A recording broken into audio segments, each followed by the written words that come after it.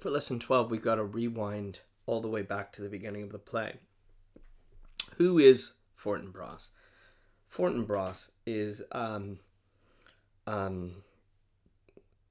surrounding narrative around the whole play, and really is an animating force for so much of what's going on, but is very hard to understand because it feels like a sideshow from this internal drama, what we modern viewers and readers are really interested in, which is Hamlet's interior world. But Fortinbras is a major figure in that, and he leads to certainly to the end of the play, but on the journey there and the beginning of the play, Fortinbras surrounds the play completely and gives it its sense of anxiety, intrigue, invasion, and we should figure out, well, who is he and why is it important?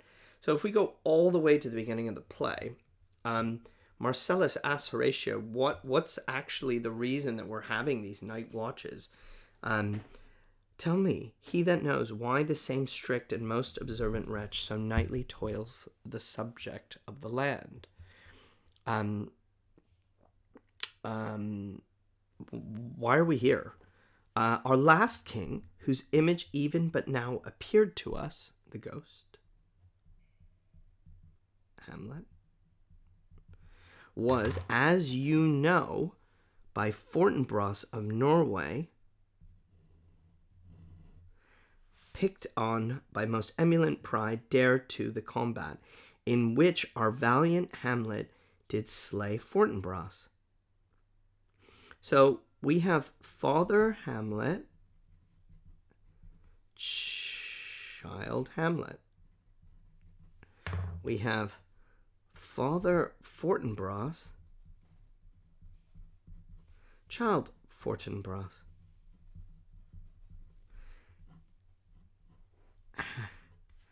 Father Hamlet defeated Father Fortinbras. Okay? And he slayed him.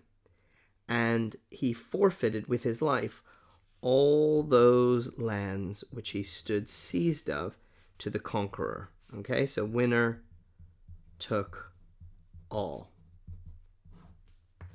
Now, Sir Young Fortinbras, now this is the child, Young Fortinbras, of unimproved metal, hot and full, hath in the skirts of Norway here and there sharked up a list of lawless residues for food and diet to some enterprise that hath stomach in it, which is no other, as it doth well appear unto our state, but to recover of us by strong hand and terms compulsory those foresaid lands, so by his father lost. So Fortinbras, Young Fortinbras, wants his lands back, and he's getting an army of kind of soldiers together to do this. I think this is the main motive for the night watch, the source of our watch, and the chief head of this post-haste and rummage in the land.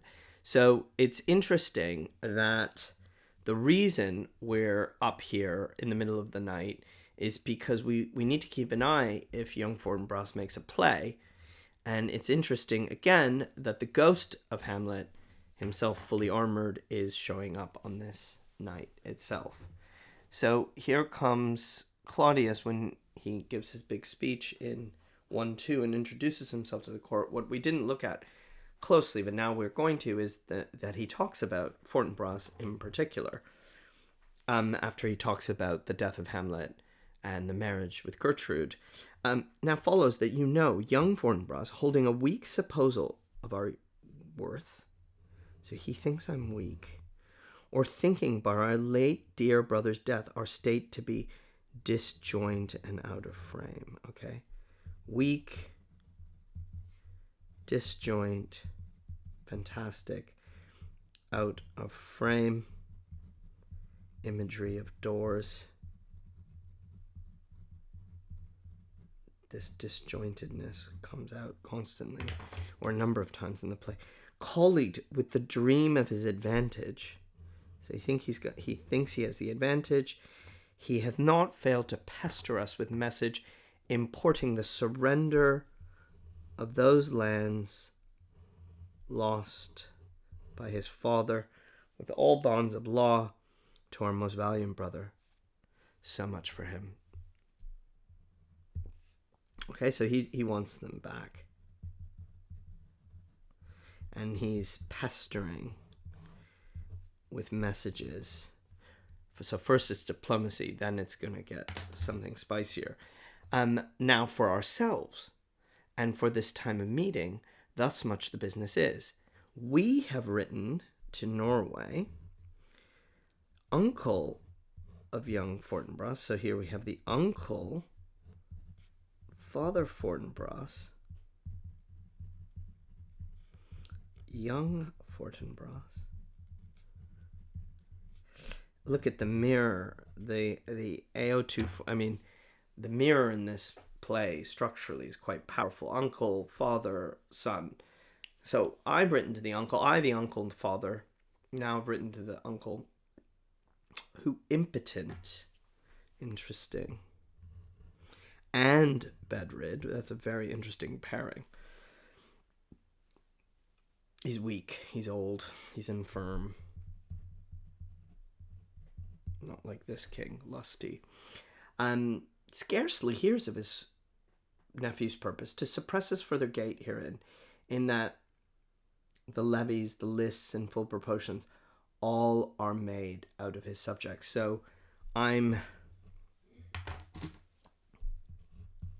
letting him know of these plans. And he's going to disapprove of them because these guys are old school. This is the old warfare. The play has a real nostalgia for the old warfare, the old theater, the old ways. This was a challenge of combat, dared to the combat, one-on-one. And when whoever lost forfeited, because this is, almost chivalry of the past kind of warfare. The new type of warfare is getting a bunch of ragtag, sharked up, lawless resolutes, whoever has a stomach for this exercise, demanding back lands that were lost. This isn't the way these guys fight anymore. The young Fortinbras is an upstart. He's doing something very different. And in many ways, he is, like Laertes, a kind of weird mirror for Hamlet, a kind of figure who he wants to emulate, wants to understand. So that's the first thing. That's the first introduction we have to Norway, to Fortinbras.